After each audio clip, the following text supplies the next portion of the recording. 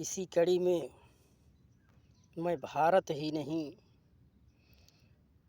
विश्व के तमाम देश के नागरिकों, महिला पुरुष, माताओं बहनों, पिता तुल्य बुजुर्गों, छोटे छोटे नौनिहाल बच्चों बच्चियों,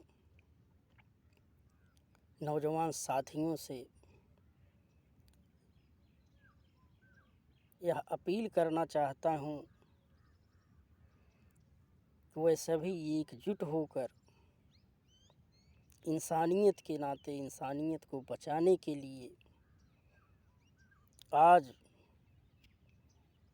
यूक्रेन और रूस के बीच छिड़े हुए इस महाविनाशकारी युद्ध को रोकने के लिए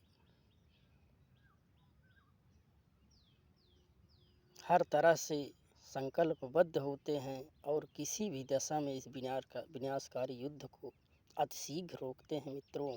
इसके लिए हम देश के और विदेश के तमाम जिम्मेदार नागरिकों से सिफारिश करते हैं, एकजुट होकर मित्रों, चाहे वे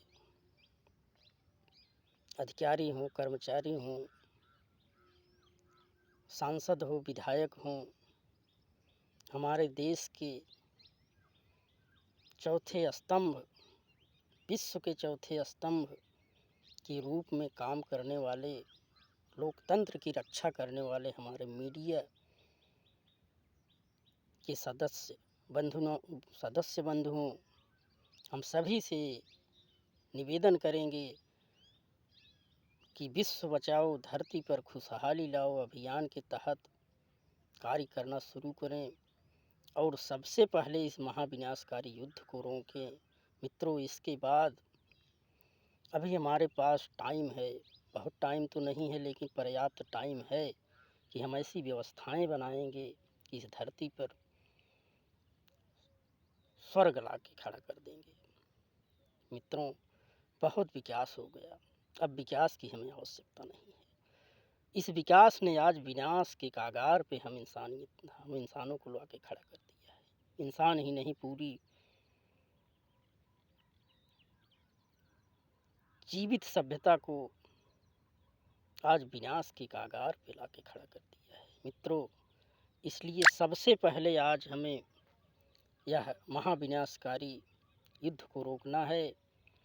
उसके बाद तमाम ऐसी व्यवस्थाएं बनाई जाएगी कि हमें अपने पूर्वजों की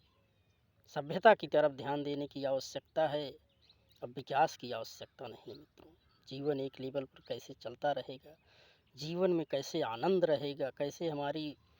धारा सुरक्षित रहेगी, कैसे हमें शुद्ध ऑक्सीजन मिलता रहेगा, कैसे हमें शुद्ध अन्न जल मिलता रहेगा, कैसे हमारे अंदर एक दूसरे के प्रति अपार प्रेम की अनुभूति बनी रहेगी, इन सभी चीज़ों पर अभी विचार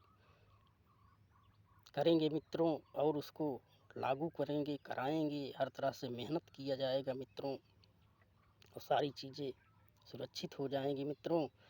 और हमारा जीवन, हमारा खान पान बदल जाएगा। हम शुद्ध शाकाहारी होंगे। विश्व के तमाम देश के लोग सभी शाकाहार पर विश्वास करेंगे मित्रों और परमात्मा के द्वारा बनाई गई हर व्यवस्था को मानेंगे। और कम से कम हम दावे के साथ कहना चाहते हैं मित्रों, जब हम परमाणु का आविष्कार कर सकते हैं, जब हम तमाम तरह की चीज़ों का आविष्कार कर सकते हैं प्रकृति के द्वारा बनाए हुए इन संसाधनों से, तो हम इन्हीं प्रकृति के द्वारा बनाए गए संसाधनों से ऐसी ऐसी दवाएं, ऐसी ऐसी औषधियाँ खोज निकालेंगे कि हमारा जीवन, क्योंकि हम कोई भी मरना नहीं चाहता मित्रों और हमेशा आनंद के साथ जीना चाहता है, क्योंकि परमात्मा ने इतनी खूबसूरत शरीर हमको दिया है जिसके प्रत्येक अंगों से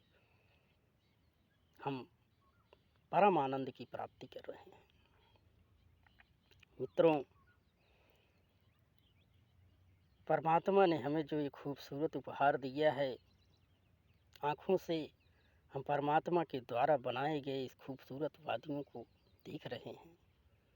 कानों से हम मधुर संगीत सुन रहे हैं, नाक से हम नाना प्रकार की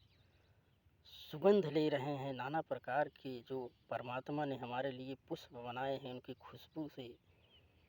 हम आनंदित हो रहे हैं।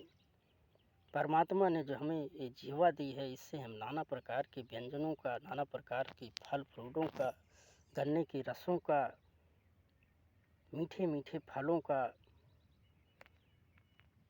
स्वाद जो ले रहे हैं मित्रों, ये अतुलनीय है मित्रों।